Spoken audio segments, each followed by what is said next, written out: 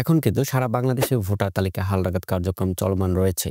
তো আপনারা যারা এখন পর্যন্ত ভোটার হন নাই, তারা কিন্তু চাইলে এখন খুব সহজেই নতুন করে ভোটার হইতে পারবেন। তো নতুন করে ভোটার হওয়ার জন্য কিন্তু অবশ্যই অনলাইন ডিজিটাল জন্ম সনদ লাগবে। তো অনেকের হচ্ছে গিয়ে জন্ম নিবন্ধন কার্ড রয়েছে, সেটা অনলাইনে নাই। আবার অনেকেরটাই হচ্ছে গিয়ে হাতে লেখা জন্ম সনদ, সেটা হচ্ছে গিয়ে অনলাইনে নাই। তো অনলাইনে যদি না থাকে তাহলে কিন্তু সেটা দিয়ে ভোটার হইতে পারবেন না। তো কিভাবে খুব তাড়াতাড়ি অনলাইন ডিজিটাল জন্ম সনদ করবেন, সেটাই আমি দেখিয়ে দিব আজকের ভিডিওতে। তো অনলাইন ডিজিটাল জন্ম সনদ করার জন্য কি, কি ডকুমেন্টস এর প্রয়োজন হবে এবং কিভাবে আবেদন করবেন এবং কিভাবে খুব তাড়াতাড়ি আপনি হাতে পাবেন, সেই সম্পূর্ণ প্রসেসটি দেখিয়ে দিব আজকের ভিডিওতে। তো এরকম আরো ইম্পোর্টেন্ট ভিডিও আসে আমার চ্যানেলে, যা আপনারই কাজে দিবে। তো মিস করতে না চাইলে অবশ্যই চ্যানেলটিকে সাবস্ক্রাইব করে নোটিফিকেশন অন করে রাখবেন। তো চলুন তাহলে কথা না বাড়িয়ে সরাসরি ভিডিওতে চলে যাই।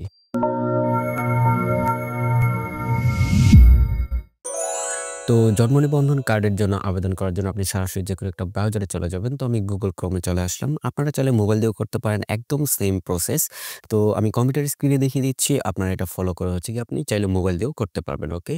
তো Google Chrome এ চলে আসার পর এখানে সার্চ বারে গিয়ে লিখবেন bdris.gov.bd, ওকে? তারপর এন্টার।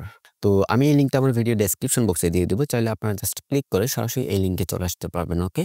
তো এখানে আসার পর ১ম এ দেখতে পাবেন জন্ম নিবন্ধন, ওকে? তো এই জন্ম নিবন্ধন অপশনে মাউসের কার্সরটা আনার সাথে, সাথে এখানে কয়েকটা অপশন আপনি দেখতে পাবেন। তো এখানে দেখতে পাচ্ছেন জন্ম নিবন্ধন আবেদন, জন্ম নিবন্ধন আবেদনের বর্তমান অবস্থা। মানে আপনি জন্ম নিবন্ধন সাপোজ আবেদন করছেন, এখন কোন অবস্থায় আছে, মানে হইছে কিনা? তো সেটা আপনি জানতে পারবেন। এছাড়া হচ্ছে গিয়ে আপনার জন্ম নিবন্ধনের এই আবেদনপত্র এটা প্রিন্ট করতে পারবেন। তারপর তথ্য সংশোধনের জন্য মানে যদি কোনো ভুল হয়ে থাকে সেটা কারেকশনের আবেদন করতে পারবেন। তারপর আপনার জন্ম নিবন্ধনটা অনলাইনে আছে কিনা সেটাও আপনি এখান থেকে চেক করতে পারবেন। তো আমরা যেহেতু নতুন আবেদন করব, তো এখান থেকে জন্ম নিবন্ধন আবেদন এই অপশনে আমরা ক্লিক করে দিব, ওকে? তো ক্লিক করার সাথে, সাথে সরাসরি হচ্ছে গিয়ে জন্ম নিবন্ধন আবেদনের এই লিঙ্কে আপনি চলে আসতে পারবেন। তো এই লিঙ্কটা আমার ভিডিও ডেসক্রিপশন বক্সে দেওয়া থাকবে, ওকে? তো এখানে ১ম এ দেখতে পাচ্ছেন আপনি কোন ঠিকানায় জন্ম নিবন্ধনের জন্য আবেদন করতে চাচ্ছেন। এখানে ২ টা অপশন, একটা হচ্ছে গিয়ে জন্মস্থান আর একটা হচ্ছে গিয়ে স্থায়ী ঠিকানা। তো অনেকেই ঠিকানা ২ টা হয়ে থাকে। সাপোজ হচ্ছে গিয়ে জন্ম হইছে গ্রামে, এখন ঢাকায় তারা স্থায়ী হয়ে গেছে। তারা এখন কোথায় থেকে জন্ম নিবন্ধন কার্ডটা নিবেন? তো আপনি যে ঠিকানাতে নিতে চান, মানে আপনি যদি স্থায়ী ঠিকানাতে নিতে চান তাহলে এই স্থায়ী ঠিকানা এটা সিলেক্ট করে দিবেন, ওকে? তো আমি যেহেতু আমার স্থায়ী ঠিকানা থেকেই নিবো, তো আমি এটা হচ্ছে গিয়ে যে স্থায়ী ঠিকানা এটা সিলেক্ট করে দিলাম, ওকে?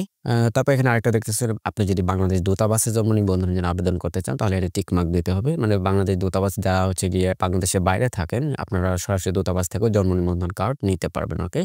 তো আমরা যেহেতু বাংলাদেশ থেকে নিবো, তো আমরা এখান থেকে স্থায়ী ঠিকানা এটা সিলেক্ট করে দিলাম, ওকে? তারপর এখান থেকে পরবর্তী অপশনে ক্লিক করে দিবেন। তো এখানে ১ম এ দেখতে পাচ্ছেন নামের ১ম অংশ এবং নামের শেষ অংশ। তো আপনার নামটা যেমন হচ্ছে গিয়ে মোহাম্মদ সাকিব। তো সেক্ষেত্রে হচ্ছে গিয়ে এখানে মোহাম্মদ দিবেন, এখানে হচ্ছে গিয়ে সাকিব লিখবেন। অথবা আপনার নাম যদি হয়ে থাকে রায়হান খান, তাহলে হচ্ছে গিয়ে নামের ১ম অংশতে রায়হান লিখবেন এবং শেষ অংশতে হচ্ছে গিয়ে খান লিখে দিবেন, ওকে? মানে আপনার নামের আরকি ২ টা অংশ আপনি এখানে ভাগ, ভাগ করে দিয়ে দিবেন, ওকে? তো আমি দিয়ে দিচ্ছি। তারপর এখানে দেখতে পাচ্ছেন নামের ১ম অংশ ইংরেজিতে। তো এখানে নিচে হুবহু ইংরেজিতে লিখে দিবেন। তো ইংরেজিতে সেইটা লিখবেন যেটা এই যে বাংলাতে এখানে নামের ১ম অংশ যেহেতু মোহাম্মদ দিয়ে থাকেন, এখানে শুধু মোহাম্মদই দিবেন, ওকে? তো আপনার ভুলও আবার ইংরেজিতে এখানে পুরা নাম লিখতে যাবেন না, ওকে?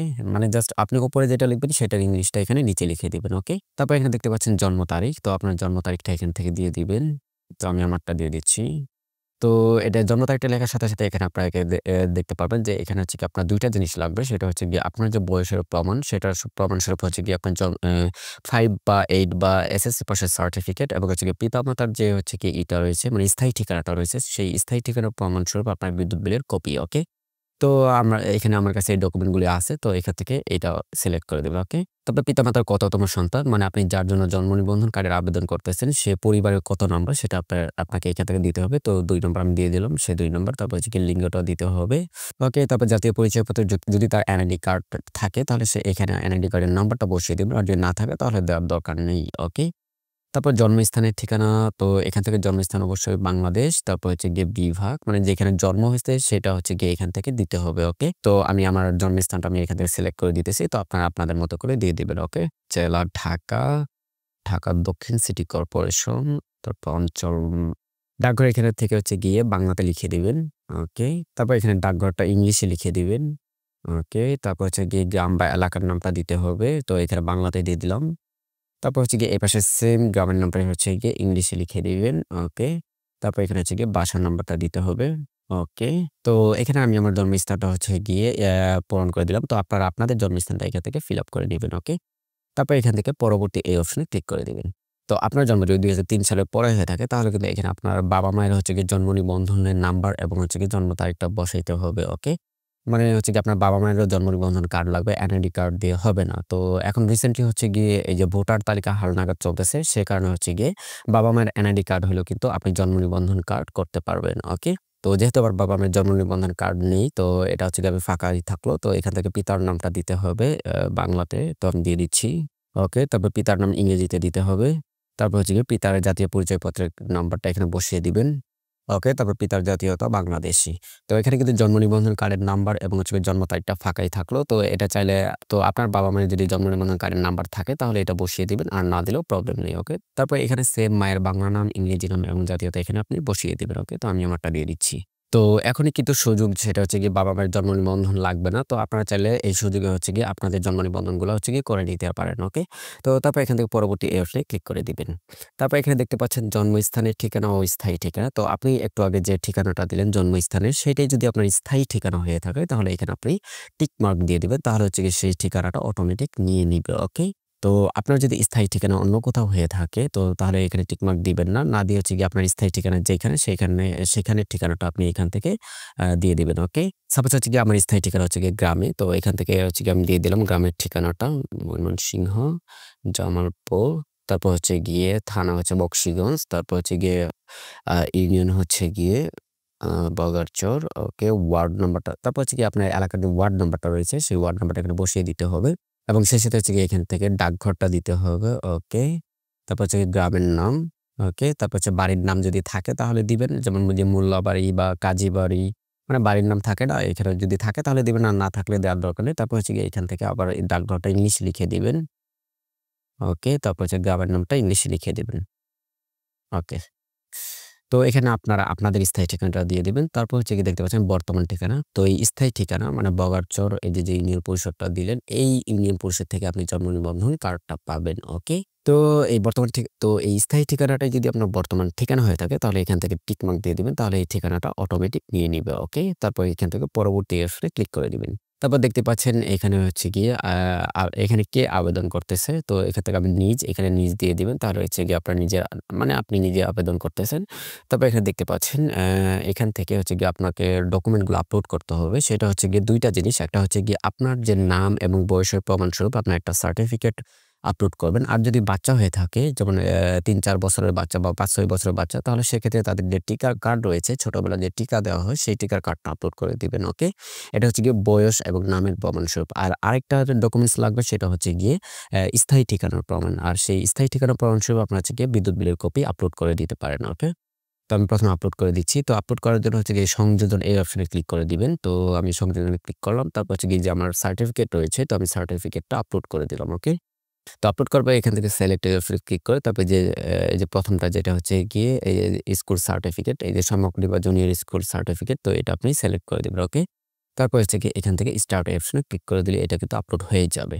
তারপর আবার হচ্ছে গিয়ে সংযোজন এই অপশনে ক্লিক করবেন। ক্লিক করার পর তারপর হচ্ছে গিয়ে বিদ্যুৎ বিলের কপিটা আপলোড করে দিবেন। তো বিদ্যুৎ বিলের কপি সিলেক্ট করলাম। তারপর ওপেন। তারপর হচ্ছে গিয়ে নিচের এই অপশনটা সিলেক্ট করে দিবেন। ওকে? পিতামাতার পরিচয়পত্র। তারপর এখান থেকে হচ্ছে গিয়ে স্টার্ট এই অপশনে ক্লিক করে দিবেন। তাহলে কিন্তু আপনার এটিও আপলোড হয়ে যাবে। মানে এখানে ২ টা কাগজে আপলোড করতে হবে। একটা হচ্ছে নিজের নামের প্রমাণ আর একটা হচ্ছে গিয়ে স্থায়ী ঠিকানার প্রমাণ। ওকে?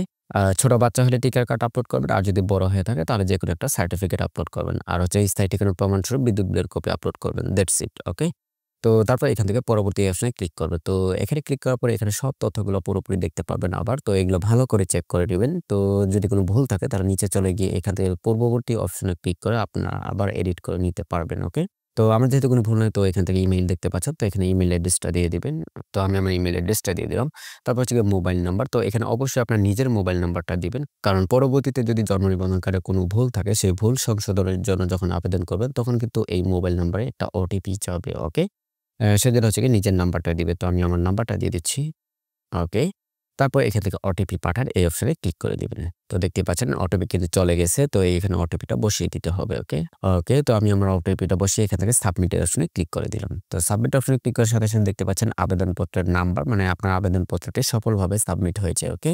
আপনার মোবাইলে কিন্তু অলরেডি ২ টা এসএমএস চলে যাবে। ওকে? তো এখান থেকে হচ্ছে গিয়ে আবেদনপত্রের নাম্বারটা কপি করে নিবেন। ওকে, তো এখান থেকে যে আবেদনপত্র প্রিন্ট এই অপশনে ক্লিক করলে কিন্তু প্রিন্ট হবে না। এই যে দেখেন আমি ক্লিক করলাম। দেখছেন এখানে ওই যে কিছুই আসতেছে না, মানে প্রিন্ট করতে পারবেন না আবেদনপত্রটা। তো আপনি এটা কেটে দিবেন। কেটে দিয়ে আবার এই জন্ম নিবন্ধন অপশনে মাউসের কার্সরটা নিয়ে আসবেন। নিয়ে আসার পর এখানে দেখতে পারবেন যে জন্ম নিবন্ধন আবেদনপত্র প্রিন্ট এইখানে আপনি ক্লিক করবেন। ওকে? তো ক্লিক করার সাথে এখানে দেখতে পারেন জন্ম নিবন্ধনের জন্য আবেদন। আপনি যদি তথ্য সংশোধনের আবেদন করেন তাহলে এই যে এখান থেকে এটা সিলেক্ট করবেন। ওকে?